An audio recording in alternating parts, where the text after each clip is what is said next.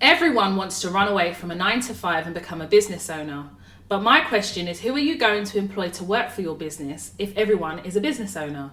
Clubhouse is a platform that is allowing people to chat shit and wear a hat that they wish they had on in real life. Everyone is a motivational speaker and know-it-all. And that is a post on Instagram by Ulmahair. Hi everyone, and welcome to Toya Talks podcast. Woo, woo, woo, woo, woo. Guys, let me not lie.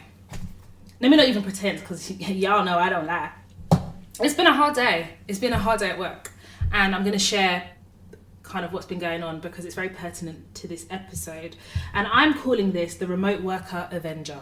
Yeah, because I definitely feel like, I could advise you guys on how to kind of navigate the world of work. And to be quite honest with you, I feel like everything that I have shared on the podcast, all my experiences and everything, will aid you to do that. Remote working is, the only nuance is that you're remote, but the fundamental aspects of the politics that underpin the world of work remains the same.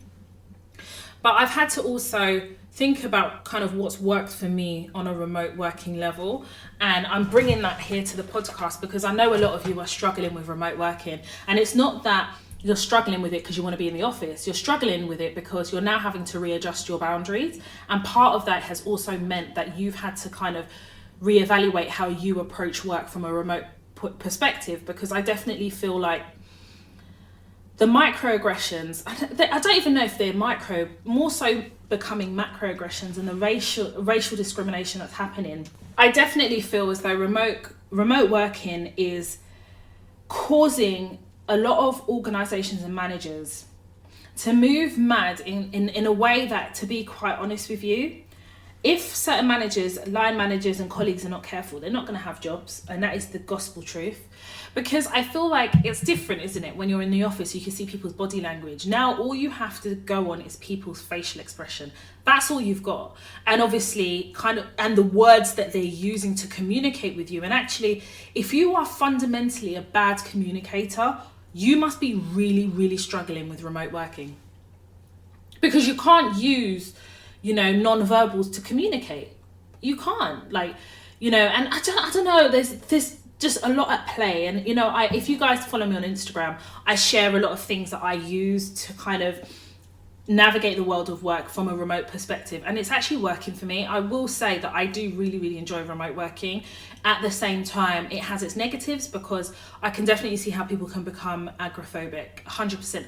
I can be in my house 3 weeks straight without leaving the house, and it's really, really, really bad. And it's something that I need to work on and just kind of make sure I incorporate kind of downtime and getting some daylight and things like that. And I think as we're going into the summer months, so the more brighter months, I think I'll definitely be encouraged to kind of go outside. I really love London in the summer as well. So hopefully from that perspective, I will be able to benefit from taking a bit of a break from work. But today has been I wouldn't say today has been a heavy day. What I will say is, when I go to work, like a lot of you, I definitely just go there and I want to do a good job. I really take pride in what I do, okay? So I don't just do what I do for the money. Although the money is part of it, it's not the sole reason why I do what I do. And you guys know this, I genuinely love what I do. I have a passion for it and I really want to do a good job. There's a satisfaction I get from kind of just being able to try my best and do a good job. And, I talk about being a subject matter expert and things like that. But ultimately, it's also part of the enjoyment of my job is the respect that I've had to work for and now have gained, and making sure that I deliver, okay? And a lot of people have different motivations for work, and some people it's just about the money. And there's nothing particularly wrong with that, as long as it's not obvious that that's your only driver. So last week, I was at work doing my thing, and one of my internal stakeholders sent me an email about an issue that was occurring with one of the suppliers that I actually manage. So I emailed her back and I put some time in her diary because she sent me all the evidence and stuff, but I just wanted to understand a couple of things about the drivers and, things like that. So I sent that meeting to her and her colleague. Within 3.5 hours, literally 3.5 hours, that invite had been sent on to about 20 people. Some that I knew, some that I didn't, okay? I thought, do you know what? at the end of the day, I can handle myself. But I'm not going to lie, it did take me back a bit. And this is the difference between working in an office, right? If you put a meeting in someone's diary in the office, I just feel like they're less likely to forward it on to 20 people. But where you're not in the office, or where you can't go over to someone's desk, or you can't book a meeting room, it's just easier for people to do that. But I think on the flip side, what people don't realise is that puts a lot of pressure on the person who has invited you to that meeting, because you know you're about to get ambushed, okay? So I had this feeling I'm about to be ambushed. And it was a very uncomfortable feeling, because it wasn't like I was being ambushed and I knew the reason why. I just knew that there was this issue, and clearly it's bigger than what this lady has kind of sent me in an email. Anyway, within about half an hour, the head of a particular division, and we're going to call him Stephen, right? Stephen with a PH. We're going to call him Stephen. Stephen, I've had a couple of calls with before. He's one of my senior internal stakeholders for this particular division. And he sent me a Teams message. He said, Toya, I can see that you're about to be ambushed, and I want to just give you the heads up. And I want to see if we align on a couple of the contractual issues. So I thought, great, amazing. And I saw that as like a gift from God, like amazing. So I said, are you available in 10 minutes? He said, yeah. So I put in a call to him. He said, hi, Toya, how are you doing? You know, I've met and spoken to him before. He said, listen, you're about to be ambushed. This is the issue. Do you know the contractual solution? I said, give me a second. Less than 5 minutes, I gave him the contractual solution based on the terms of the contract. And his mouth dropped, right? Because he thought it was going to be this long, drawn-out conversation. And he said it. He was like, wow, like I didn't realise that the answer is in that one line you've just said. I said, yeah. I said, you know what I'm like, Stephen, you just have to pick up the phone. And I really, really appreciate you giving me the heads up on the issue and actually, you know, making sure that I didn't feel ambushed. And he's like, listen, Toya, you've always been there for my team. You've always supported us and you do a stellar job. So there was no way I was going to kind of be on that meeting knowing that you're walking into it, kind of like not really knowing what the main issues are. So I thanked him. We ended the call. So then the actual meeting that I put in, imagine on Teams 20 faces staring at you, trying to get a word in edgeways, talking at the same time. So then Stephen took charge of the meeting and he said, no. I've spoken to Toya already. I've told her the issues and she's given me the contractual solution. Toya, could you just share the contractual solution? So I told them. And he was like, all that took was me to pick up the phone to call Toya. He goes, to be quite honest with you, I don't think it's professional that this meeting invite, which I imagine started off as 1 or 2 people, is now cascaded into 20. And we're all huddled around here. And obviously, you know, we have a commercial contract consultant here that is clearly, you know, able to support us. It just took one of us to have this conversation. So I thanked him and I continued to kind of explore some of the issues. There is a guy called Clive who's senior enough on the same level as Stephen. And Clive joined the organisation literally maybe 2 months ago, not even up to 2 months ago, to be honest.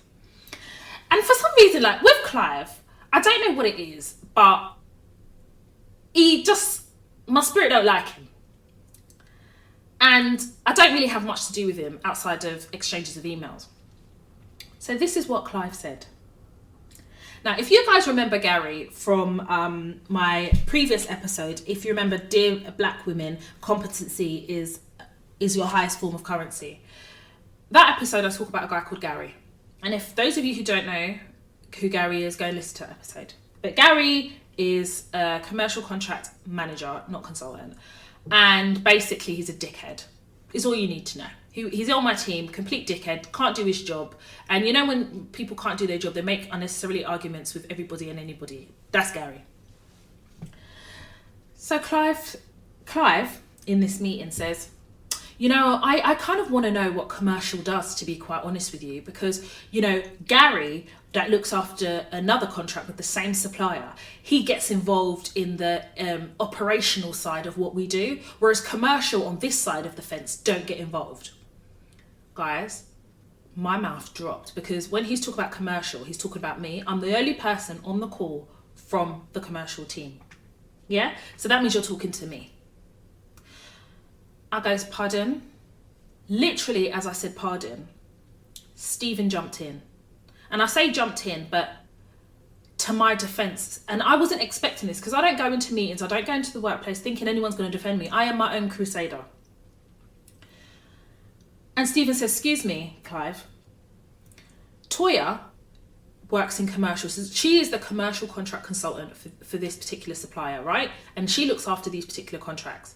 I don't expect her to get involved in operational stuff because she doesn't sit in operations. That is a matter for you.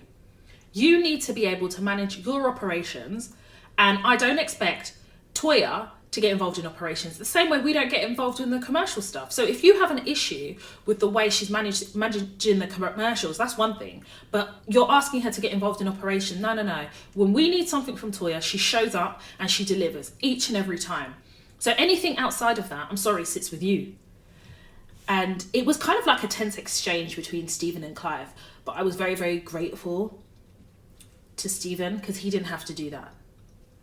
Anyway, I managed to kind of pull the meeting, kind of on the focus of what it was intended. And I was the stellar professional. I never let my kind of how I felt, because I was fucking raging, but I never let that show because I don't show emotion at work. I am quite cold because in this organisation, that is the side of my personality trait that works for this organisation. In others, I'm a bit more kind of outgoing. But again, remember I tell you, if you do your due diligence at the beginning, especially if you're a per member of staff, for example, and you do your due diligence, or even if you're a contractor, you should be doing your due diligence from day one anyway. Everybody should. But there are different drivers between being a perm staff and a contractor. Even though there's different drivers, the mechanics of kind of doing your due diligence and managing the place that you're working works the same. Anyway, at the end of the call, I'm not going to lie to you, I was fucking raging. Because do you know what it was for me? It wasn't the fact that there was 20 people on a call that started off as 3 people. It was the fact that Clive compared me to Gary. He said, Gary does this. It was just like, it was an attack. I don't care what no one says to me, it was an attack. Because if it wasn't an attack, Stephen wouldn't have felt obligated to defend me. Because I'm not tooting my own horn, guys, here, but I'm a fucking tooting it, yeah? I'm fucking amazing at my job. I'm amazing. And you know how I know I am amazing? Because my contracts deliver. And don't get it twisted. I don't have perfect external stakeholders. My suppliers are fucking difficult. It's the fact that I roll up my sleeves and I get shit done. Do you understand? You can't call me about something about my contract and me not know. Yeah? The same way Stephen called me about something in my contract within less than 5 minutes, I gave him the answer. Do you understand? So there is a pride, and it's felt in the team. I definitely feel as though everybody feels that way about me, because the way they deal with me is, there's a respect level there. Equally, I'm the subject matter expert. So if they want to know something, they have to come to me, because I sit in that position, and I've cultivated a situation for myself where I am the subject matter expert in this particular area. I never started off like that. When I joined this organisation, I didn't know anything about this department. I was just a commercial contract consultant, and I was using my transferable skills on these contracts, but it's in a area that I've never worked in before. I've picked it up and I've ran with it, okay?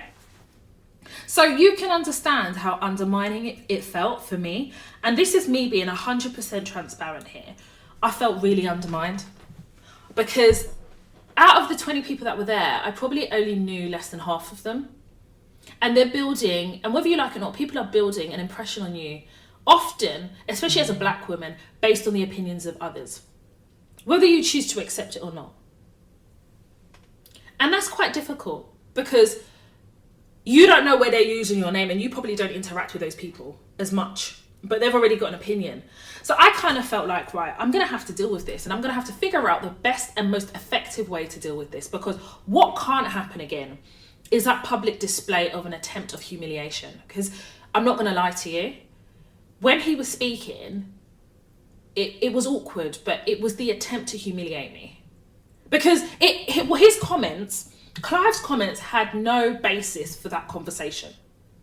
If you have an issue with me, take it up with me. So I had to calm down.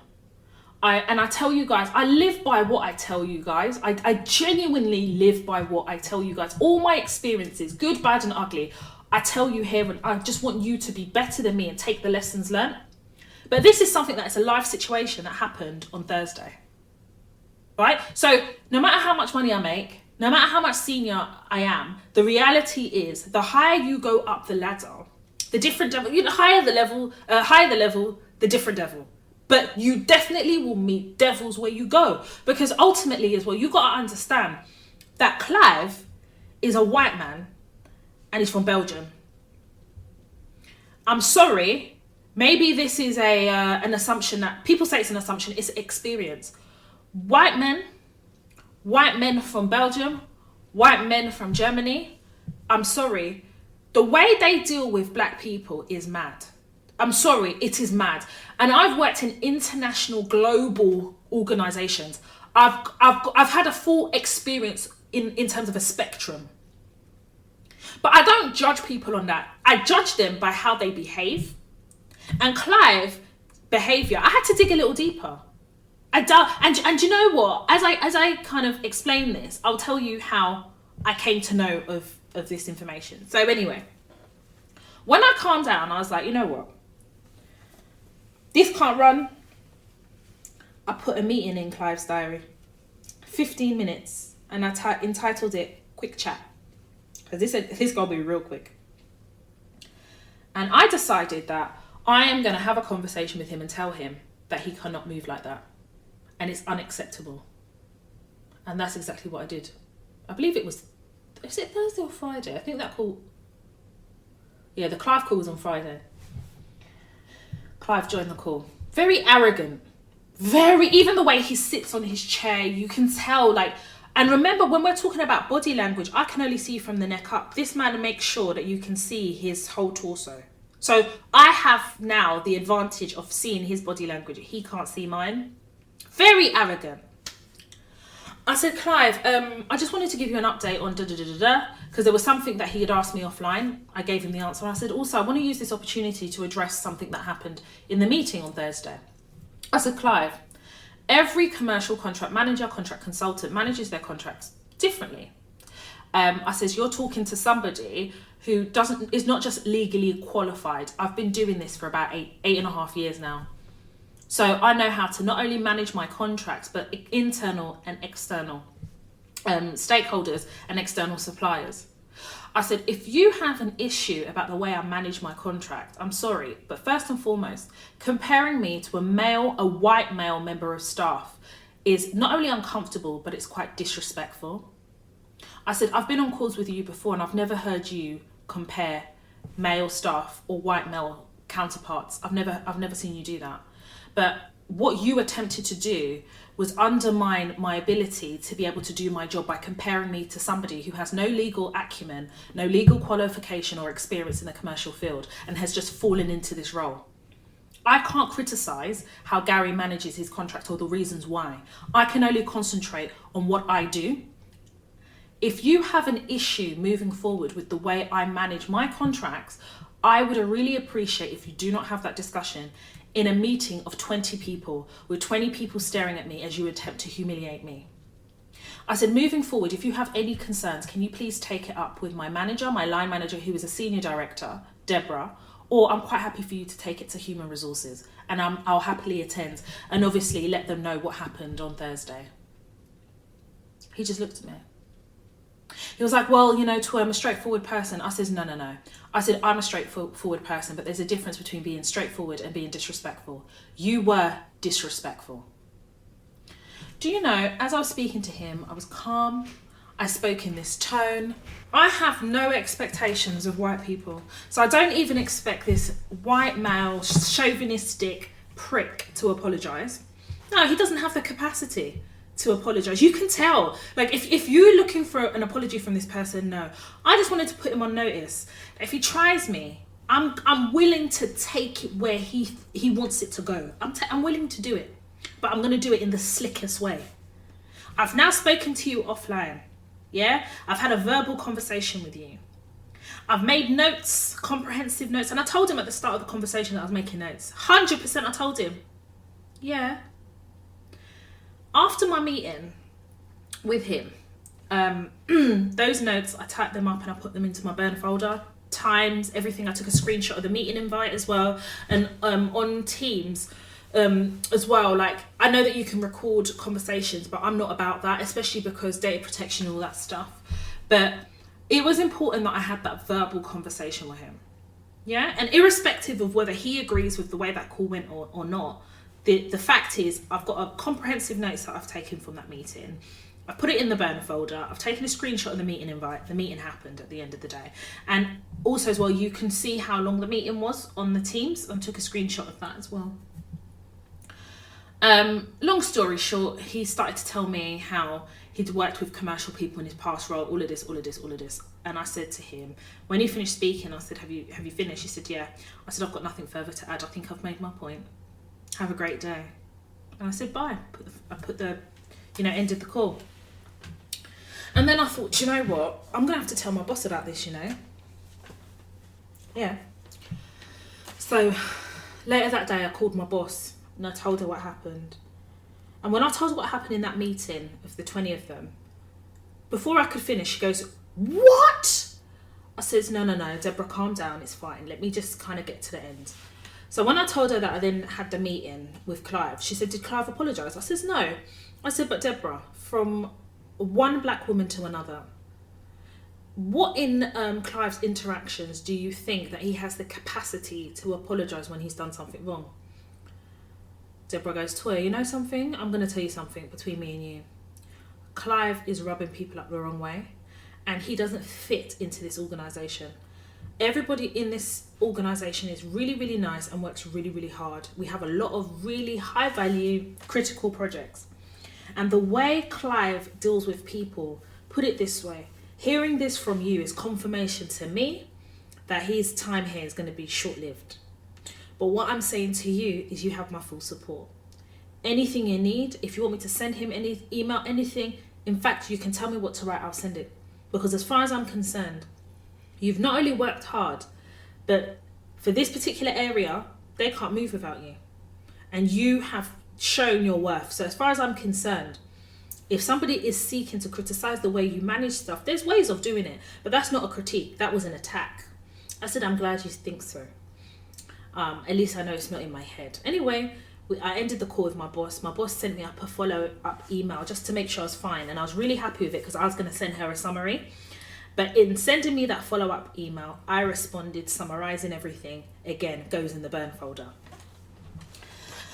The reason I'm telling you guys this is on a couple of levels. The first level is the importance of feeling supported. And I know a young black lady that reached out to me about the lack of support she received in her organisation. And I felt so grateful in having that conversation with her and supporting her and being there for her and making sure that kind of she felt okay and she was protected, and I really kind of gave her, if you like, the Toya Talks experience. But for myself, it made me appreciate being supported, the importance of it. Now, as far as I'm concerned with my boss, she didn't have to send me a follow-up email, she didn't have to do any of those things, but it felt very empowering as a minority in an organisation filled with white people that my boss values me enough to trust me at my word and therefore supports me, not undermines me, not questions me or questions what I'm saying, genuinely just supports me. And it's not something that happens all the time. And I had to sit in my appreciation of that because that's a gift. Yeah. Secondly, as black women navigating the world of work, whether we want to accept it or not, there are people that are looking at us thinking, what are you doing here? It really is for them, what are you doing here? And for some black women, they feel they have to prove why they're there. And for others, we know that we don't have to prove anything because we've made the sacrifices to be here. In fact, our work testifies of why we should sit here. I think that with Clive, and I think probably one of the most important things is that when I was speaking to my boss, she said to me, I don't know if it's a cultural thing because he's from Belgium. And I said, no, we can't use culture as the excuse to justify downright disrespectful rudeness. Because if that's the case, where I come from, women are also adored. And, she agreed with me, but I think it was for her to tell me that I'm just letting you know that that may be a reason why he thinks he can behave like that. But I wanted to explore that nuance here on the podcast, because I've been in workplaces before where somebody maybe is not from the UK, and then a justification of their behaviour is culture. But as black people, we can't use our culture to justify ourselves or to use it as an explanation as to why we are the way we are. But white people seem to think that they have that pass. So for me, it's like, even if they're not from the UK, oh, I'm European. Like, I remember there was this one workplace, this tech company I worked for, and this white woman, she was so disrespectful, Pauline. She was screaming at me down the phone. In fact, everybody on my bank, the chair, like where I was sitting, we call it banks, heard her. And the next day she apologized. And I remember one of my white colleagues said to me, oh, she's German, she's a German woman, you know how Germans are highly strung. I said, no, I don't care if they're highly strung, because as black women, we don't get the benefit of any excuse that relates to anything that justifies anything that we do. Do you understand? So I don't get why people think they can use culture that excludes black culture but includes white culture to justify their nonsense. And I'm never, ever going to have it. I don't care if it is because of where you're from. When you go into a professional environment, you have to learn how to adapt, because as black women, we haven't got a choice but to adapt. And often we are bending and maneuvering, and do you understand? So why is it that a white person gets to use that justification? Oh, he's going through something at home, he's going through this, he's going through that. But the minute a black woman is passionate, she's aggressive. Oh, she screamed at me. Oh, no, her eyebrows twitched. She was giving me a dirty look. I'm never, ever in a month of Sundays accepting that. The only thing I can control is how I come across. So I know that I'm a very impassioned person. I'm very passionate. But in the workplace, the role that I play is the unassuming character. So remember I told you I'm an ambivert. So I have introvert and extrovert personality traits. And in this organisation, they get the introvert. But the extrovert comes out when I need to, be forthright in certain decisions I've made or having contractual discussions. Do you understand? So I can switch it on and off, but they will never see the real me, because it's an environment that is very highly strung anyway, and it's an environment that's dominated by white males. And in environments where I've worked where it's white male dominated, they show even less respect for the emotions of women and even lesser for black women. So I know taking any emotion to any white male dominated workplace is futile. There's no point doing it. You have to know that at any one time when you're working in white dominated spaces that you're going to have to assert yourself. And do you know what is fucking exhausting? It is the fuck exhausting. Do you know Friday, I was so tired. It's like somebody clobbered me. I was knackered because the energy I had to use to deal with Clive was exhausting. What he wanted to do is demoralise me. And do you know what? The more I think about it, the more angry I become between me and you. And I'll tell you the reason why. Because I think I have a young face. I don't look my age. So I think that also plays into the treatment. And they think that they can wield their white privilege, nonsensical bullshit to oppress. It's that oppressiveness that their ancestors have embedded in them. Every opportunity, any window to oppress, that's where you'll find them in action. And I'm going to tell you guys now, ever since that call that I put in with Clive, I've spoken to my boss and everything. Do you know that Clive has sought to undermine me? Even today, he was undermining me left, right and centre. And what I've decided to do is, I'm not going to have the conversation again with him. I'm not going to say anything. My boss is on alert. Every time he undermines me, I'm putting it in the burn folder. And then there's going to be a crossroads. Because people like Clive always hit a crossroads, because he always he has no boundaries within himself. He's going to overstep. And you know the point in which he oversteps? I'm going to put that folder into a zip file. I'll compress it into a zip file and send it to my boss. Yeah, and say, this is what I've had to deal with Clive. And it's becoming untenable. Yeah, I use these white words. White people give me the untenable. Yeah, untenable. I say, I would really I'd really appreciate your support given the discussion I had with you not too long ago. Yeah, and I'll set my boss on him. You know, I don't have to do that fight, But it's the energy that I have to put into knowing that I have to deal with this. Do you understand? Like, this one doesn't want to sleep. This one has decided that I'm the black woman that he is going to use force and fire to oppress. It's not me. I'm covered by the blood of Almighty Jesus, and I know how to navigate white people, especially white men. I'm not having it. And I'm not going to sit here and generalize, but I'm going to sit here and generalize. No, I'm joking. I find, like, men from European, and some of the women as well from European countries, they have that. And I think it's when you look at colonization and you look at the slave trade and you look at things like that, and you see how some of these countries deal with black people, then they come into, like, Clive, for instance, he's come into this organization in the UK. He's taken all of that prejudice into his role. If you see the way he deals with me versus the way he deals with other people, and I've seen the way he deals with white women, it's completely different. I'm one of those people, I try and find another reason. I often try to avoid the race card, as they put it. But you and I know when it is about race. And I think we need to normalize accepting that sometimes it is about race, and in some instances it's always about race, and we need to be able to confidently call it out without feeling like we're pulling a card. We don't want to pull the card. Do you think I want to go into work and deal with a male chauvinistic fucking dickhead like Clive? I really don't. But this is something that I know that the more senior you get, the more you increase your pay packet, your pay bracket. You're dealing with people like this, because I'm dealing with a lot more senior directors as I'm going up, and I'm senior myself. I'm dealing with that. And you have to have the energy. And sometimes, like I said, it's just completely exhausting. It is. I don't go to work for this. What the fuck? This is not my father's company. Do you understand?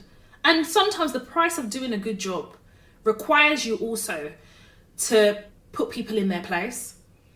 Because sometimes people see black women as just an opportunity. Oh, this is an opportunity to wield my white privilege. I'm going to oppress this one. And for the most part, who knows? Maybe in previous organisations, he has kind of been Billy Big Bollocks and swung his little wiener around and taken the piss. But there comes a point where you have to have boundaries on what you're willing to accept. I have boundaries. If you come to me with constructive criticism, I may not agree with you, but I'll respect the way that you deliver it to me. But when you seek to humiliate me on a meeting of 20 people, this is what, my third or fourth interaction with you? And even if it was my 20th, you just don't deal with people like that. And the fact that Stephen, a white man, jumped in to defend me is confirmation enough that that was just unacceptable. How often do you hear a white person defending a black woman in the office? My dear, I think that maybe be the first time. I was shocked. I think my mouth must have flung open because I did feel a breeze in my tonsils. Yeah, because I was fucking shocked. Fucking hell. Anyway, guys, I'll let you know how that goes and progresses. And hopefully, you know, Clive doesn't take me to that point whereby I'm having to make a formal complaint. I really hope he doesn't. And I hope it will be enough for my boss to get involved if and when I decide to involve her, because I'm telling you now, this is a pandemic, this is a lockdown, this is remote working. I don't have time to kind of balance the nuance of a dickhead whose sole purpose is just to be a dickhead, but then he wants to pull everybody else down with him. It's not going to happen. And since him, and you know, even my boss Deborah, she was saying, you know, if you know, Clive is so happy with the way Gary is involving himself in operations, maybe Gary needs to find a job in operations. That's what my boss said. We are in commercial. We don't get involved in this shit, you know? So, yeah, I wanted to share that with you guys because life isn't dandy. Work isn't dandy. And just because I know how to navigate doesn't mean that I don't come up against stuff at work. This is a live situation that happened a couple of days ago, and I'm having to deal with it. And the confidence I get is that white people's blueprint never changes. It's all the same. It's just a different variation. And this, to be honest, is the only thing that shocks me is the attempt at humiliation in a big audience, because what he has done is given me witnesses. I've got 20 witnesses. Why would you fucking do that to yourself? Anyway, so I've called this the Remote Worker Avenger. because I definitely feel that there's things that we need to put in place to be able to navigate the world of work from a remote perspective. And I shared on my Instagram page the webcam cover. So, you know, ordinarily you might have a privacy screen, right, on your actual screen. But on your actual camera, you can actually get a webcam cover. And what I'll do is in the information that accompanies this podcast episode, that in the summary, I'll do a link to Amazon where you can pick it up. I think it's like £3.50 or £3.99. And I'm telling you, this small little webcam cover is the smallest thing but the most effective, and I'll tell you the reason why. So we have access to Skype and Teams as a way of communicating in my workplace, right? But Skype is often very temperamental. Teams just works better, less issues. But the problem with Teams is when you are joining a meeting with Teams, depending on your setting, the camera may automatically come on and the mute button isn't muted. So the speaker, the mic is on. So you could join a call and your mic is on and your camera is on. Now, if you get the webcam cover, and I'm just going to put this out there, this is not a sponsored episode. This is just me sharing with you what's been working for me. When you get a webcam cover, you keep it closed all the time so that if your camera automatically switches on, you've got the backup of your webcam camera that is closed. Do you understand? Tiny but effective and useful. The reason I think that we need to pay a bit more attention to kind of the positioning of our laptops, the webcam cover, and just making sure that our mics are off or muted is because I received a couple of messages, and I'll go into them and I'll read a couple of them, whereby people have been caught off guard, or, you know, I don't know about other people, but I'm quite expressive, so you can see how I feel on my face. And often, you know, I'm on mute and I'm telling people to fuck off, but I'm on mute so they can't hear me. And I think we need to be very conscious of how vulnerable remote working also makes us, especially when we're using Teams, Skype, Zoom. And I definitely feel like, so for me personally, the first thing I do is, and I've made it a habit now, when I'm joining a meeting, I've automatically go on mute, automatically. But the camera, the webcam cover stays closed. Because there's times when I've joined a Zoom call and the camera just goes on and they can't see me, and I'm thinking, thank God for my webcam cover. I'll just quickly share, because last week I was talking about the webcam cover, I was talking about kind of a couple of things that happened at work as well. And a young lady sent me a message. She said, after a team meeting on Monday, I officially hate Microsoft Teams. I won't give you the full version, but I thought I was on mute and someone asked a question which just annoyed me, as I thought to myself, they should surely know the answer to that question. So me thinking I'm on mute shouted, is she dumb? I quickly muted myself. They all carried on talking, but I know some people did hear me. Microsoft Teams exposes you too much. Initials are enough too. If it's not in your contract, then why does it have to be a rule? So again, it kind of speaks to what I said, but the reason why she talks about the initials is, I was in a meeting and someone said to me, oh, it'll be really nice on Teams if people can put their pictures on, because we don't know what people look like when we're talking to them. Listen, I've got my initials. Because my thing is, there's nothing that contractually obligates me to put my picture on there. Maybe I'm shy. Yeah, maybe I'm shy. Actually, maybe I don't have a decent enough picture. Maybe I'm fucking butt ugly and I don't want to put a picture on there to allow people to judge me. Judge me by my initials. Yeah, there's no contractual policy around remote working. And we're going to get to that, because I have to share with you some advice that I recently was engaged on about remote working policy. Don't worry, I'm coming to that. So I just think that we just need to be very, very careful and mindful. And I think those people who are starting work and you're entering the world of work quite newly, and your first engagement in the world of work is to work remotely, you even more so have to be on guard about, you know, making sure your mic is on mute. Like, make it a habit that every time you log onto a meeting, you literally hit the mute button. Get yourself a webcam cover that costs $3.99. Like, you know, somebody, like, if you want me to purchase one for you, maybe you can't afford one, I will purchase it, because I know how important it is and how important it's been for me. A lot of my friends who have started new contracts and new roles, that's what I give them. I order them a webcam cover and I send it to them. And no word of a lie, they all message me or have messaged me and said, oh my God, best thing ever. Because whether we like it or not, we're moving into a remote world. Yeah, I know a lot of organisations that are downsizing their estate. a lot of organisations that have realised that the productivity is higher with people working remotely. And also as well, like, let's be honest, we're never going to get to a state, well, I say never, but you know what I mean. We're not going to get to a state anytime soon where everybody returns back to the workplace. They might have team A, B and C and you come in different times, and you might have to book in times to come into the office, but no one is ever, all of them, going to be in the same office at the same time, especially not this year anyway. So remote working is a part and parcel of our working life. So it's about making your working life comfortable. So for instance, you guys have occupational health, and a lot of people don't realise this. You've got occupational health, right? So in the same way you would start a new job and they should do a risk assessment of your desk and everything, is the same way you can go, like, literally look at your occupational health policy. If you don't know where it is, contact HR and ask about the Occ Health policy. So as part of the occupational health policy, and I'm talking to perm or fixed term contract employees here, you are allowed to ask for a chair. Yeah, a suitable chair. You're allowed to ask for a computer stand. Yeah, it's called what's it called? Ergonomics. Ergonomics. Is it ergonomic? Yeah, I think that's what it's called. You're even allowed to ask for a second screen. You're also allowed to ask for a wrist cushion for the mouse and a wrist cushion for the keyboard. Yeah, you're entitled to those things. In fact, you are entitled to those things. Either they purchase it for you they purchase it for you directly, or you purchase it and then you can bill the organisation and they pay you through your payroll system. You are entitled to that. And people don't really know this. So I had a young lady reach out to me, and she's got a learning difficulty like myself.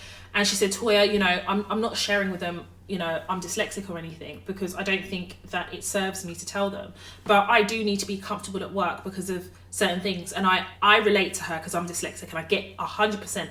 So I said to her, ask your organisation for their occupational health policy. Like, what does that look like? Because organisations owe you a duty of care. That's health and safety too. And how you are able to do your job is part of your health and safety. So the first day you started, or first week, second week, third week, whatever, you should have done a risk assessment of your table at work. And she goes, she never did that. I said, no problem, we're remote working. So you need to say to them, hi, I just, you know, whoever it is that does the occupational health, and it could be HR directly, I'm of the understanding that, you know, to an extent, there needs to be some form of a occupational health or risk assessment done about how I'm able to kind of deliver my job. And part of that is the requirement for a suitable chair, and I need a computer stand, all these things. Now, if you're a contractor, you can actually buy all those things through your business and charge it through your business, because that's what I've done. I've got I don't have a chair, but even though I'm contracting for a particular organisation, they've offered me a chair and I've just said no. I could have bought one myself, to be honest, to put it through my business. But I have a computer stand, which I love. I got it from Amazon. I've got a second screen, a HP screen. You know, I deal with contracts all day long, so I need 2 screens. I can never, ever, ever, ever work on one screen. I can't. I don't have the ability to do that. I need 2 screens. I've got a keyboard cushion and a mouse cushion. I even have a mouse mat, you know, and I have 2 mice. Is that what they're called, mice? And I've got a special mouse, and I've got like an ordinary mouse, because I need those things to be able to do my job. So if you know that you need those things, and maybe if you want a bit more advice about how to approach occupational health or ask for a risk assessment, email hello@toytalks.com. Quite happy to help you, because I do have a standard template of questions that you're able to ask and things that you're able to obtain from your organisation. I know there's a lot of people that don't know that. Also, I want to share with you, if you're working remotely, so I'm talking to everybody, whether you're full-time, perm, fixed-term contract, or you're a contractor. You are allowed, if you go on the government.gov website in the UK, you're allowed to claim back some money for working remotely. I will try and see if I can find the link, and I'll put it in the summary description box that accompanies this episode. But you can claim back some money, because I've done it through my business, because I'm employed by my business, right? So I'm able to claim money because I have to work remotely, and that kind of covers like the internet bills and stuff like that. So yeah, I wanted to share that with you guys, because I know a lot of people don't know that, and they should know that, because these are benefits that you are entitled to because you're remote working, and it doesn't matter how your contracting mechanism, i.e. perm, fixed term, short term, contractor, you are allowed to claim that from HMRC. Also as well, I think one of the reasons why I encourage people to get a computer stand is, I don't know what people's backgrounds are. You know, when you're in your house and you have a background, I found that people, I don't know, white people are committed to perpetrating racism in any way they can. And it often comes from the stereotypes that they've built in their mind. So even before I got this job, I remember doing like interviews and stuff, and people be looking at my background. You can see them bending their head because they're trying to build up a picture of you. And whether you like it or not, people have positive, but often negative stereotypes. And recently at work, I've got some shelves in my workstation area at home. I've got some shelves, right? So with my computer, my laptop stand, it's moved so that you can only see the back wall, but you can see part of my shelves. And on part of my shelves, you can see a baby picture, but obviously it's distant, so you can't really see it too closely. And it's of my nephew. I've got a couple of makeup brushes and I've got some books. So I was in a meeting with someone and we're waiting for other people to join the meeting. This woman who doesn't talk to me, you know, I didn't even know she knew my name. Well, clearly she knows it now because fucking Teams. She was like, oh, I really love your shelves. Where did you get them from? Now, guys, I'm not being funny, but where do people get shelves from? Is it not fucking IKEA? I didn't even respond. I just was pretending like I didn't hear her because I was on mute anyway. So I was like, fuck it. Then she was like, Toya. And then she sent a message in the chat. So I was like, fucking hell, I'm going to have to unmute myself. I said, hi, you okay? She said, oh, I didn't know you had kids. I said, why do you think I've got a child? She goes, oh, I can see a photo frame with a kid in that. Is that your child? I just was quiet. I just went like this. And then the other people joined the meeting. And then I started the meeting. I'm not answering people's questions.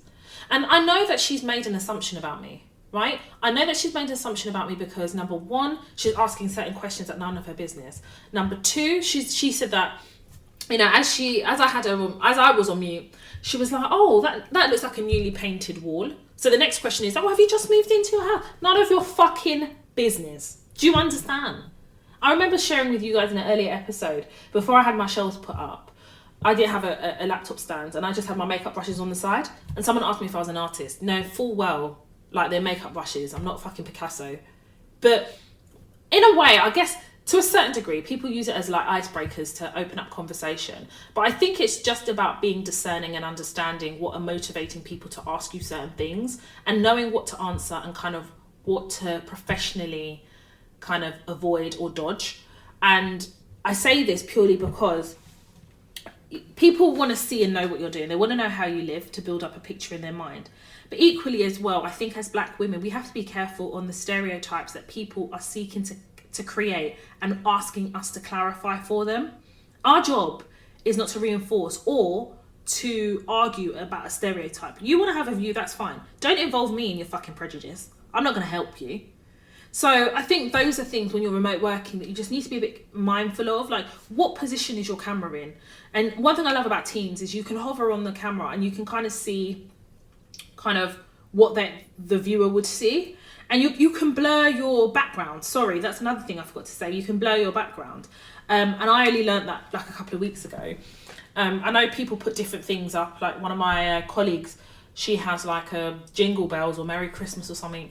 Other people have just like pitch white spaces. So you can do that. And I think it's important that you guys know. I have so many meetings back to back. I don't always remember I can blur my background, okay? So I just join the meeting and I'm on to the next meeting, But I think for people who are newly remote working or people who are finding it quite hard or people who, you know, are still trying to navigate the nuances of remote working, then you have the advantage. And I think that's why it was created, right? So that you didn't have to share your home with people because people feel like because they have a window to your home, they have access, like they have a fucking key. Also as well, I wanted to say, you know, I used to have a really bad resting bitch face. I don't have that so much anymore. I just have a very expressive face. So I'm very mindful of that. So there are times when I don't put my camera on. Yeah, there was one meeting I had last week, or was it the week before? And there was a couple of us on the meeting. My camera was off. If you know anything about me, I'm not a fucking morning person. Listen, it's bad enough that I've got to see your fucking ugly mug. I don't have to fucking switch my camera on so you can see mine in the morning. I'm not here for it. So the woman goes, oh, we can't see Toya. I muted my mic. Oh, I can see you. Mic muted. Yeah. try and tell me to put my camera on. I'll say, oh, why do you need me to do that? Oh, is there anything you have to show me? I can still see you. Or sometimes, you know my webcam cover, I just turn it, I turn it so it's covering the camera so they can't see me, but they can see my camera's on. And I'm like, oh God, I've got to get onto IT. Oh, don't worry, I've raised a ticket with IT. Yeah, because I just don't want to put the camera on.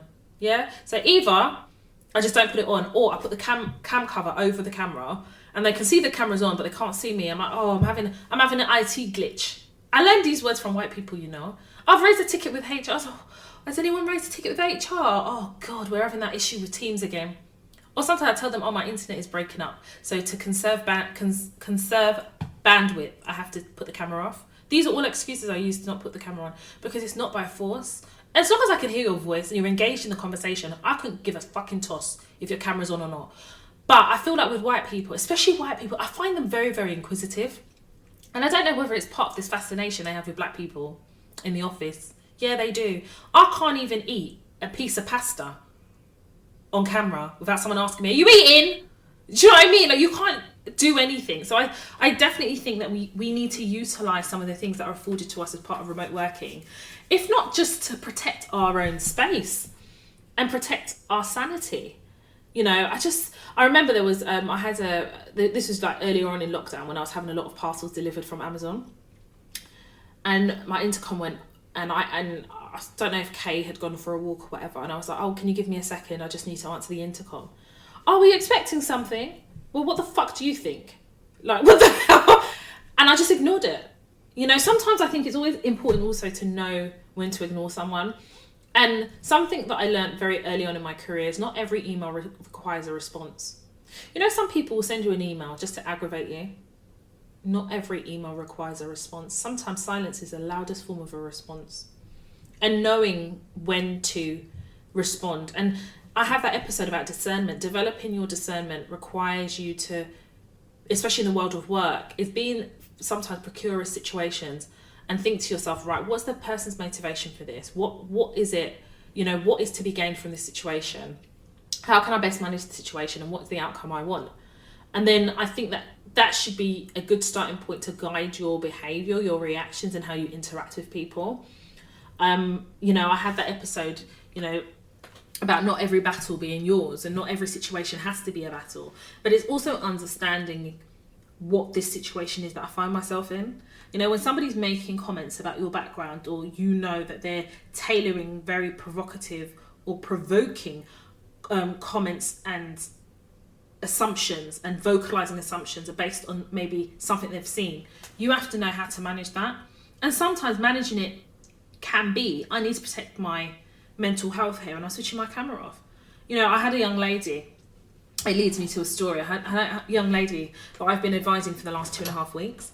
So her organisation emailed a remote working policy.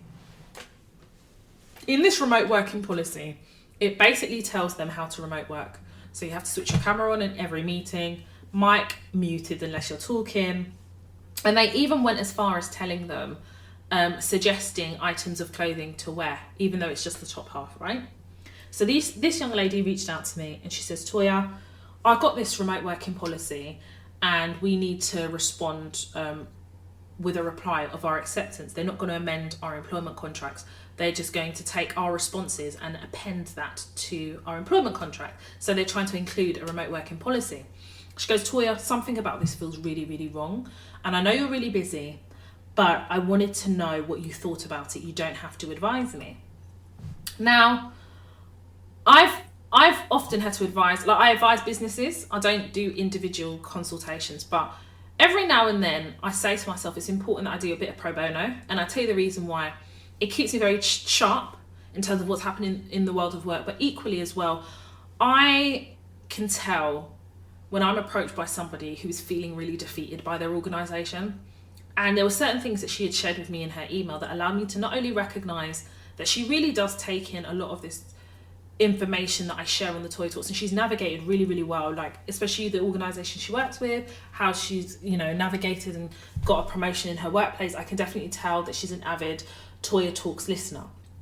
And I thought, do you know what, this is going to be great for me to kind of challenge this on her behalf, because what she's actually asking me to do is to tell her whether this is acceptable. So I said, what is the outcome that you want? She goes, I don't want to sign up to no remote working policy, because Toya, what that means is I no longer have autonomy on how I work remotely. And the whole idea of working remotely is autonomy. I said, you're right. I said, right, so this is what you're going to do. I said, I'm going to draft a letter for you, and you're going to have to let me manage this through you. If you can't let me do that, then I can't help you, because I now know what your outcome is. You're going to have to trust me. She goes, I trust you. I said, no problem. So I drafted an email. Dear HR, thank you for the remote working policy in draft that you provided, and ask that we respond with any amendments with a view to move to agreeing to a remote working policy.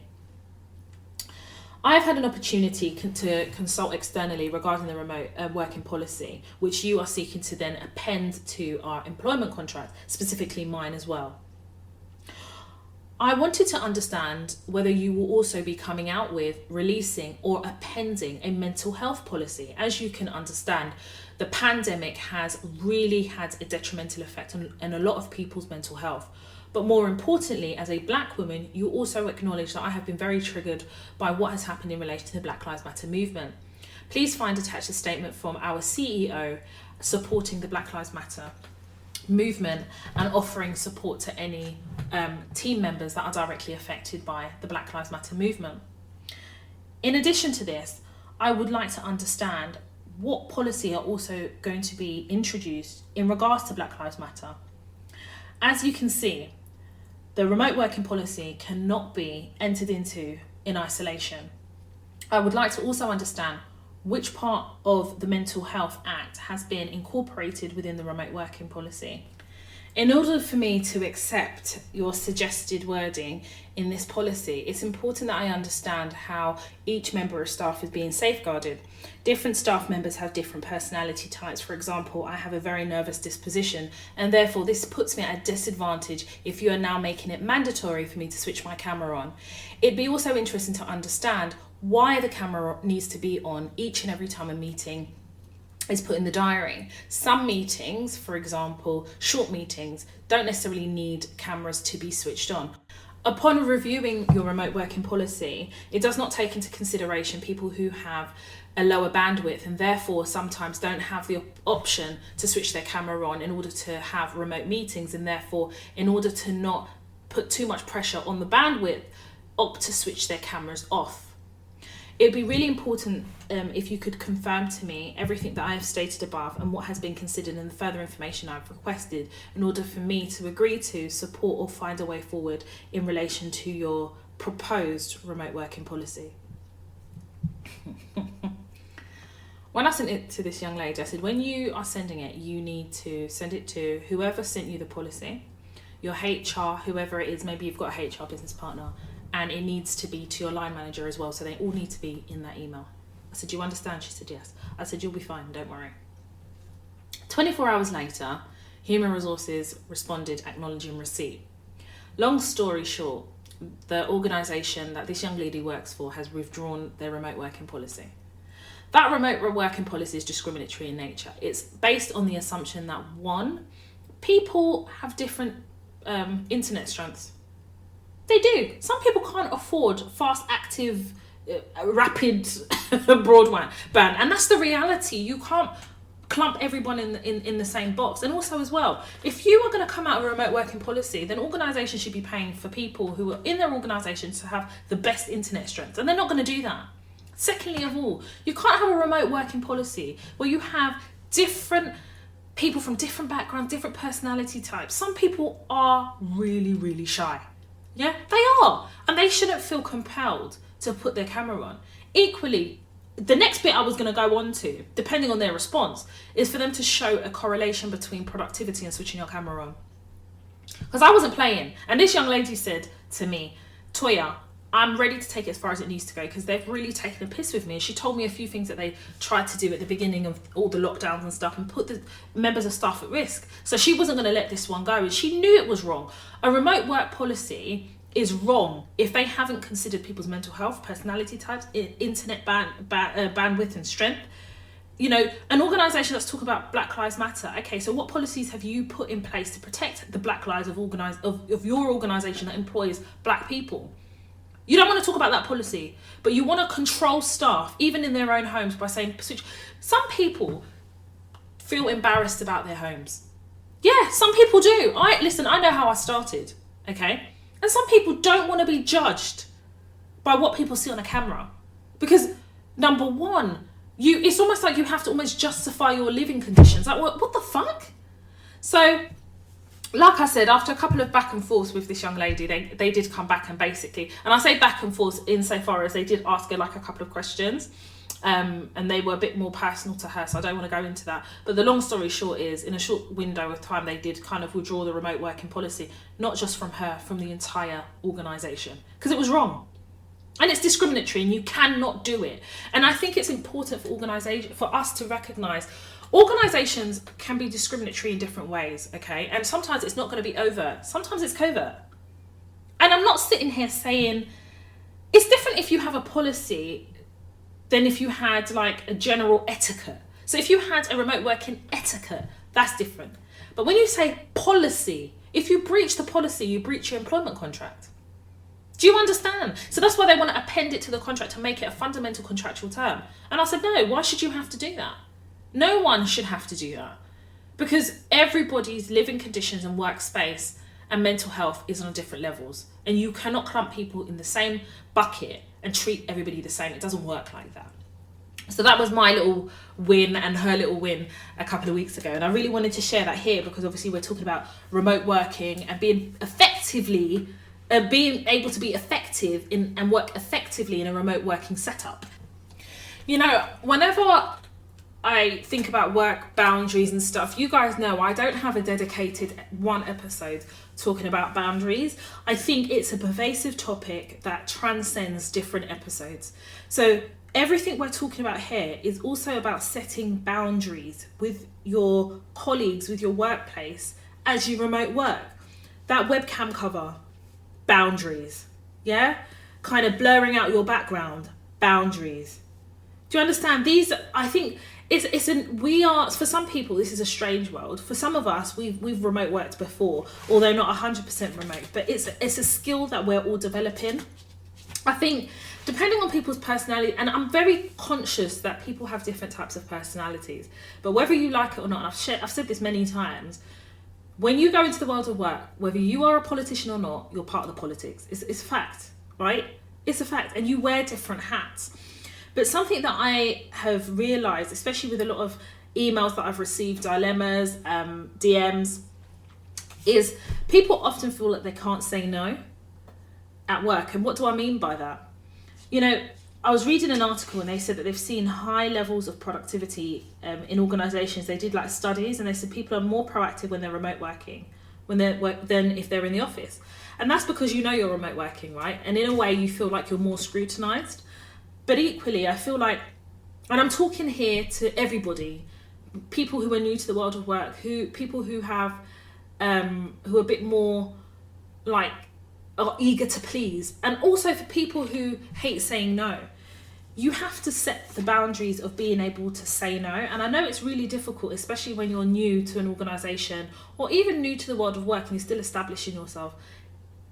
It's almost like no is seen as obstructive. But when I tell you guys to be a subject matter expert in what you do, that gives you credibility. And you're able to then know how to use the word no or feel like saying no is attainable to you. So for example, I'm one of those people, I'm very solution-based, right? So if someone has an issue at work, I try and find the solution. If they come to me, and say, Toya, I need your help. And I recognise that my workload was just nuts, especially before Christmas. It was crazy. And even now, it's getting a bit crazy. And everyone's coming to me for everything. And somebody came to me today and asked me for a piece of information. I said, I don't have the capacity. Unfortunately, I can't help you with this. And you almost feel really bad, but you have to say no. And we have to get comfortable with saying no. Because in the workplace, it's not about it being a rejection. Sometimes it's about us safeguarding our mental health. Because a lot of us will go on camera and we're so eager to please. We'll be just smiling until our face bursts. and you want to please everybody, and then you end up displeasing everyone because you've over promised and under delivered. Me, I under promise and over deliver. That's what I do, and it's a discipline, and I will put up my hands and say that that's something I've had to work on within myself, is learning to get comfortable with saying the word no. Now, if you are new to an organisation, if maybe you are a little bit more intimidated by kind of the workplace, or if you are new to the world of work, sometimes saying no is not accessible to you, and I understand that. I get that. So for me, I was thinking about, okay, how can you manage that, situations like that, where you are inundated with work and you've said yes to everything? How do you manage that? So if you remember in previous episodes, I always say you need to project manage your career, and it starts from your probation period. I am going to do a masterclass on passing your probation period because I think it's really, really important. But I always say to people, when you go into an organisation, your probation period is an average 3 to 6 months. For some people, it's 12 months. You have to manage that because there's no guarantee you're going to pass, and there's no guarantee you're going to get offered, a full contract at the end of your probation. You have to understand that it is also 50-50 about whether, you'll pass it. Some people get extended. So in a way to manage that, what you need to do is make sure you book in checkpoints. So if you've got a 6 months probation period, I put checkpoints bi-weekly. And if you're putting those checkpoints bi-weekly, that's where you get to ask your line manager, because it should be whoever is doing your probation period should be there doing your checkpoints. You need to ask them about your priorities. So if you're new to an organisation, if you're new to the world of work, that's how you can manage the word no.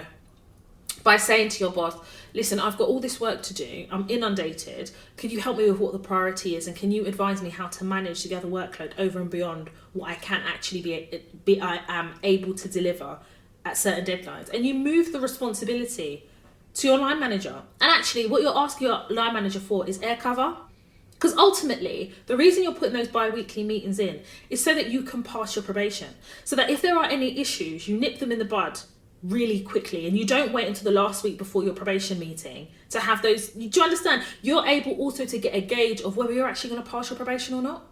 You'll know. If you've put all those things in place and they still extend your probation, then you need to start looking for other employment. And that is the truth. Because I tell you, every role I've had, that's how I managed my probation. Bar one role when I was younger. Yeah? Because that's when I didn't know how to manage a probation period. I go into an organisation, perm, FTC, whatever. I make sure I put in bi-weekly, and I put it in bi-weekly probation review catch-up. To let them know that I know that you know that I know that is probation review. Because what should happen is once you pass your probation, you should move to monthly check-ins, monthly one-to-ones. Or you could call it that, actually. You could say probation one-to-one. And you move that responsibility to your boss so that if something comes out of nowhere at the end of your probation, you're able to log everything, you've summarised everything, and you should be taking like summary minutes of, not minutes, but an overview of your one-to-ones and confirming it in an email, creating an audit trail. So your boss can't come to you a week or 2 weeks before the end of your probation and tell you that you've done really, really badly. Hang on a minute, everything's been fine up until now. I'm 6 months in or 5 months in, and now you're telling me this, and then you have grounds to challenge a possible extension to your probation. Because I've had to advise like close friends and family who have had probation periods extended despite having done all of those things, but have been able to mitigate it or to dispute an extension to probation period because they followed everything I said to them. And it's important that we understand in creating boundaries and also managing our expectation and the expectation of organisations, that you manage that probation period. And it's a way of setting boundaries as well. I'm setting a boundary here by letting you know that I'm holding you accountable for part of my probation and myself, but I'm going to drive this because this is my career. And it shows as well that you have an vested interest in the organisation. You want to pass your probation. For some of you, you do. Some people can't be bothered. I know somebody who always leaves an organisation before the end of the probation, and that tells me that you're not a good employee. Because if you're leaving 6-7 jobs and you're at your probation period 6-7 times, you are the common denominator, but that, that's another topic. But the reason I talk about that also is it's a way of prioritizing your work, is to have those bi-weekly check-ins. Let your manager know, or your line manager know, what your workload looks like. Get them to take responsibility in prioritizing what your workload is and what is more important that needs to be delivered. And you will then start to have a flavor on how to prioritize, because I learned how to prioritize by managing the probation period, taking a lead from the lead from my manager, understanding, how an organization works, how my team works, doing my due diligence. And then you start to understand, and it's not about who screams the loudest. You have to consider deadlines and things like that. And, what's pertinent to my role. And, I was speaking to my fiance and I said, if I'm advising a young person, what is something that you would think that's quite important? And he said to me, you've got to remember, some people who are going into the world of work newly don't have a concept of what prioritizing is outside of academics. So they are going through an education at the probation stage of their first job. So it's important that you let them know that this is part of the transitioning into the adult world of work. So I thought that was actually quite important, and I wanted to communicate that here. Really, really important also that you consider what is critical for your job when you're considering what your priorities are. What is critical for your job? i.e., what is intrinsic to you being able to deliver on your role? What are those priorities that are intrinsic to that? So ask your boss, how would you advise I prioritize my work? You are allowed to, and it's from entry level to the most seasoned, professional. You are allowed to ask those questions. I think I've realized that as I've got a more senior, I prioritize based on my deadlines, what is business critical, departmental critical, and what's Toya critical. That's how kind of I figure it out. And sometimes sometimes the ball drops. You don't let it drop, it just drops. Sometimes you do. Like, I forgot to do something a couple of weeks ago. Like, one of my suppliers needs to get paid. I clean forgot about the invoice, and I've got a week to get them paid, And sometimes just owning it and just saying, I've let this slip. I've got too much on my plate. Can you help me? Asking for help doesn't make you weak. In fact, some of the most smartest people I know have often had to ask for help, because help tells another person that you need to rely on their expertise to get over this hump. And I think we need to be comfortable with often being uncomfortable in our jobs. And sometimes, you go to a new organisation, things are fast paced and fast moving, and it's hard to catch up, and people are using acronyms and there's all this lingo, and you're trying to figure out the office culture. So you need to put in those check-ins, those bi-weekly check-ins with your boss, with your line manager. If you are a more seasoned professional, maybe you've been in your organisation for a long time and you don't have one-to-ones, you need to put them in, and you need to own that. You need to drive your own career. I have that episode, Black Women, your manager is not the key to your success. You are the key to your success. And success is defined by what you define success to be. And success, and I say it on general terms, is attainable to anybody who chooses and wants success for themselves and their career. I want to move on to some dilemmas, emails in the mailbox, and hopefully I'll be able to assist or advise anybody. Hi Toya, good morning.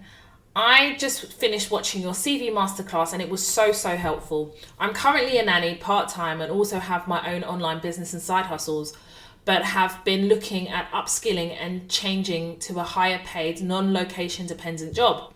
I am definitely leaning towards public sector roles, as I have enjoyed those in the past. So I found that section of your masterclass super detailed as well. Thanks again, and I can't wait to let you know my good news when I get myself a new job and secure the bag. Also, could I please have a copy of your pro forma CV? Kind regards. So if you don't know already, I have a CV masterclass on toyatalks.com website, and I, as part of the masterclass, anyone who purchases a masterclass gets 2 example pro formas of a CV. And in the masterclass, I'm really proud of that CV masterclass actually, because I go into a lot of details about CVs, but also I teach you how to apply for public sector roles. There is an art, if you like, for filling out their application forms, because you will note with public sector roles, they ask you to add your CV, but they ask you to fill out an application form. And for some people, they think that it's literally a drag and drop from their CV, but it's not actually that. There is a way to answer public sector or respond to applications and to fill out applications for public sector roles. So I'm really happy that this young lady really enjoyed the CV masterclass, and if it hasn't happened already, my PA will send you the pro formas for the CV masterclass. So now moving on to the next question. Hi Toya, just finished watching your CV masterclass. I really enjoyed it. It has given me a fresh approach to my CV. You didn't mention anything about hobbies or other interests. What are your thoughts on including this? My impression was that this gives the prospective employer a snapshot of your personality. I would really appreciate it if you could share the pro forma CV with me. So, if my PA hasn't already, then she will send you the pro formas. But that is a really, really good question. And I save this especially for the podcast, and I'll tell you the reason why. In the CV masterclass, this young lady is absolutely right. I don't talk about your hobbies. I don't talk about other interests. And whilst this young lady has said that her perspective is it gives an employer a snapshot in your personality, but it also speaks to this whole essence of this podcast about prejudices that people have and stereotypes. Why would you share your personal interest in a professional environment that is going to be an interview process? I'm going to tell you this right now, and I've said this before. Half of the managers that have managed me haven't got 2 GCSEs to rub together. That's if they ever entered GCSE. So one of my interests is reading. If I now say on my CV my interest is reading, and the person that's interviewing me has never read a book in their life and just was like, oh, this person's a nerd. Oh no, I'm not going to interview them. I don't want anybody that likes reading. Do you understand? This is how people think. So why would you give people, kind of the tools to create a perception about you that you can't assume that their perception is based on anything positive?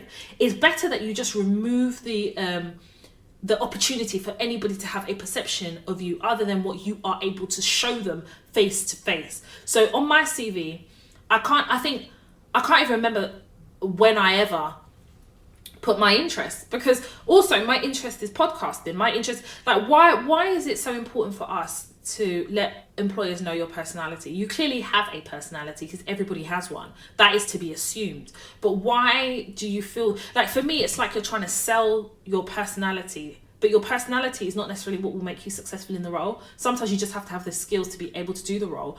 And what allows you to hold on to the role is your personality, because there are parts of the likability factor that I haven't really gone into too much detail on the podcast, and I will in a later episode, about being a likable person. Sometimes it requires you to challenge yourself in an interview process. Come across, if you have interests and stuff like that, when you're being interviewed, why can't you, if that is important for you to communicate, why don't you wait until the door's slightly ajar and you've been invited to interview to be able to communicate that information? Do you understand? I think as Black women, we need to be very, very, very, very aware that even though we are the best person for the jobs, there are some people that are just looking for any excuse to not even invite us to an interview. Do you understand? So for me, I just remove ambiguity. I remove all of it. I could say to somebody, one of my interests that I love to do is I love to go to New York every year. Now, the person who is looking at my CV probably doesn't even have a passport to be able to travel. So they're like, oh, who does she think she is? No, I'm not interviewing her. Do you understand? And it seems really, really trivial. But when you are desperate for this role, when you really want this job, if you would kick yourself if you found out that because you put an interest or something on there, that is a reason why somebody who had the position, who had the authority and the influence to interview you has decided not to. And you find it, to be honest, in most sectors. But I just kind of feel like, for me, I just don't see the value in adding your hobbies or personal interests on your CV. And that's why I don't talk about it on my CV masterclass, because it's irrelevant. It holds no basis. What people are interested in, because put it also as well, recruiters. Do you think recruiters are interested in your personality and hobbies? They don't give a shit. They just want to know that you have the experience and or qualifications to be able to do a job and do it really well. They don't care if you like reading books. They don't care if you like watching Panorama. They don't give a shit about that. And sometimes the workplace is just that brutal. So, yeah. I thought I'd read those 2 emails out, and I think I've only got enough time for 2. But yeah, so hopefully you've enjoyed this episode. I've really enjoyed delivering it, but I think ultimately what I want to communicate in this episode is kind of what I've been saying, just about us remote working safely, because I recognise that it's difficult for people to do. People have entered this as a new world, and for them it's not comfortable. For me, my personal thing is this: I love remote working because I don't like people. No, I'm joking. I like remote working because I just remove a certain element of office politics. Whilst I'm, we're still kind of dealing with it remote working, it's not as much in your face unless somebody like fucking Clive is overtly just a dickhead.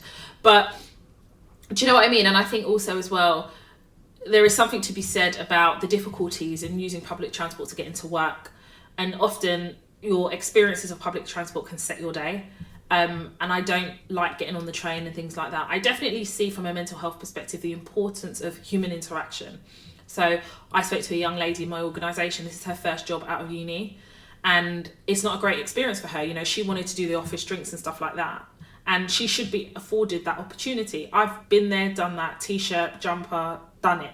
So for me, I don't need that interaction. But for some people, if you're, new to the world of work, you need that. And there's some people who work is life for them. Some people live on their own, and for them, the only human interaction they get is at work. So I do understand it from that perspective, but I definitely feel like for me personally, I can work anywhere in the world from my home. And there was something I was reading that one of my friends sent to me, and it was a tweet, and this guy basically said, he had spoken to organisations, and they basically said that remote working gives organisations the opportunity to hire the best people for the job, because that best person may not be kind of where that business is, i.e. the UK. It could be somebody based in Atlanta, but remote working forces people to hire the best in class of whatever role it is they're recruiting for. But equally as well, it means that organisations can save money on estate. And I think I have seen, I think I've seen organisations definitely having to adapt even when they have resisted. I think it is also to be considered that where organisations are saving money, it also means that they're not always kind of flowing that money through to their staff members or prospective staff members. So what you may find is a role that should be paying, for example, 50k is now paying 40k because organisations feel like, well, you're not travelling, so we don't have to pay your extra travel expenses. And again, I have the negotiation masterclass on the toyatalks.com website. Sorry, speaking too fast there. Where I talk about negotiating and knowing how to negotiate. And I don't want people to think that because you're remote working, you should just be grateful to have a job and not actually negotiate salaries that you deserve. And I think we need to recognise that organisations are also taking the piss. If you know somebody's remote working and the role should be 50 grand, give the person 50 grand or give the person 60. And you as the prospective employee or the employee shouldn't feel... I don't want people to think, because we're in a pandemic, if I negotiate, they're going to rescind the role. If you are supposed to have that role, if you're good enough for that role, if you have what it takes to deliver and they really, really like you, an organisation likes you a lot and they really want you for this role, they're convinced by you, they will meet you at the table of negotiation, 100%. And I talk about that in a lot more detail and the science behind negotiation on the negotiation masterclass.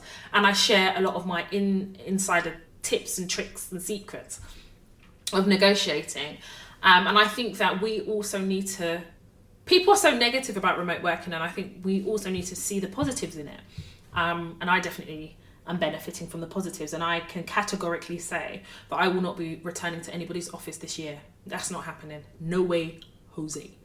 Anyway, let us remember that availability does not mean accessibility, okay? Just because you are available, i.e. on Teams, doesn't mean you are accessible. So let us be prudent and forward thinking. If you know that you are not available, change your status on Teams or Zoom or Skype.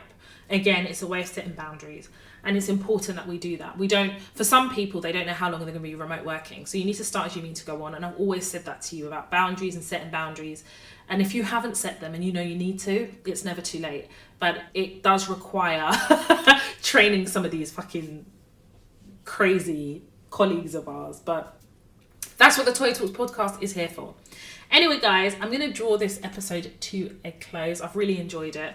I also want to say, before I close up and round up this episode, thank you so much for the support I received on the last Toya Talks episode. I know that the episode was really heavy, and I know a lot of you were, really triggered by it, by kind of happened with the Candice Braithwaite and Rochelle Humes. So the podcast protects Black women. You cannot speak on an experience you've never lived. Comes with a trigger warning, but you know, a lot of the messages I received, the DMs, the emails, was absolutely fantastic. I was also approached by a couple of media houses asking me to comment. They wanted to run stories, and I just said no. There was one journalist that I've agreed to kind of answer some questions, and that's just because of the way the person has not only engaged in my Toy Talks content, but more importantly, I feel very much in control of that narrative. And I was asked the question, I keep forgetting this as well. Someone sent me a message in my DMs and said, Toya, would you ever work with a brand? And I said, unless the brand fundamentally upholds the principles and the values of Toy Talks, I wouldn't work with that brand. I like the autonomy of being able to kind of come on here, speak to Black women, guide Black women, advise Black women how to navigate the world of work safely, but more importantly, the freedom and autonomy to be able to do it. For me, I would never work with a brand that doesn't allow me to be myself. So that's kind of, I wanted to share that with you because I do get asked that quite frequently, actually. But yeah, I just wanted to thank each and every one of you for engaging with the last episode. And it was heavy, and it was important that I did that episode, and it's important that all of us as Black women were able to kind of sit in our feelings, because it was a lot. It was triggering for a lot of women who have shared so much of their experiences of the healthcare system. So you are not alone, and more importantly, we have to continue to educate and inform and encourage Black women like myself and yourself to share with each other. Anyway, guys, I'm going to leave it there. I'm going to ask you guys, if you are listening to the Toy Talks podcast on Apple Podcasts, please rate and review. Or wherever it is, whatever platform you listen to the Toy Talks podcast, please rate and review. I really appreciate it. It really helps me out. And I'm very, very much encouraged by your feedback. If you want to follow me on social media, then my Instagram, my personal Instagram page is Toya_Washington. The Toy Talks Instagram page is Toya_Talks. If you want to follow me on Twitter, it's Toya_W. If you want to follow me on Snapchat, it's Toya Washington, all one word. And of course, Clubhouse, Toya Washington, all one word. If you have a dilemma, a work-related dilemma, and you need me to advise you, maybe you need me to kind of speak to a Toya-approved email, that's what people are calling it now, then please email hello@toytalks.com. And of course, if you want to keep abreast of the Toy Talks platform, follow me on www.toyatalks.com. And of course, all the masterclasses that I've mentioned on this episode, CV masterclass, negotiation masterclass, interview masterclass, redundancy masterclass, are all available on the toyatalks.com website. So yeah, I'm going to leave it there. I'm going to thank each and every one of you for joining for this week's episode of the Toy Talks podcast. Make sure you take care of yourselves, and I'll see you next week for another episode of the Toy Talks podcast. My name is Toya Washington, and you have been listening to the Toy Talks podcast.